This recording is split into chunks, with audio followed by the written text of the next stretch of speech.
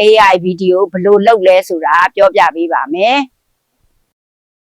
ကျွန်တော်တို့က AI ဗီဒီယိုလုပ်ဖို့ဆိုရင်တော့ဒါမျိုး prompt ရေးထားမှာပေါ့ prompt ကတော့ note ထဲမှာကိုယ်အဆင်ပြေသလိုရေးလို့ရတယ်ပေါ့နော် prompt ရေးပြီးသွားရင်တော့အဲ့ prompt ကိုကျွန်တော်တို့ copy ကူးမယ်ပြီးရင် Chrome ထဲကိုသွားမယ်အဲ့ Chrome ထဲမှာဒီ Gemini Enterprises ဆိုတာရှိရပေါ့အဲ့ကောင်ထဲကိုဝင်ရမှာဖြစ်တယ်ပြီးရင်တော့ကျွန်တော်တို့ဒီထိတ်ဆုံးအကောင်ကိုပဲနှိပ်လိုက်ရမှာပေါ့နော်ထိတ်ဆုံးအကောင်နှိပ်ပြီးရင် start 30 day trial ဆိုတာရှိရအဲ့ကောင်ကိုကျွန်တော်တို့ဝင်လိုက်ရမှာပေါ့နော် start 30 day trial 30 ရက် free ပေါ့နော်အဲ့ထဲဝင်ပြီးရင်ကျွန်တော်တို့ခဏစောင့်မယ်အပြီးရင်ဒီမှာဒီကျွန်တော်တို့ဒီမှာအကောင့်တွေအများကြီးနဲ့ဝင်ထားလို့အကောင့်တွေအများကြီးပေါ်တယ် brother တို့ကတော့အကောင့်မရှိသေးရင်ဒီမှာကိုအဆင်ပြေတဲ့အကောင့်တစ်ကောင်နဲ့ဝင်လို့ရတယ်ဝင်ပြီးသွားရင်နည်းနည်းလေးထပ်ဆောင်ပေးရတယ်နည်းနည်းလေးထပ်ဆောင်မယ်ထပ်ဆောင်ပြီးရင်တော့ကျွန်တော်တို့ကဒါမျိုးလေးပေါ်လာမှာဖြစ်တယ်ပေါ့နော်အပြီးအဲ့မှာဒီ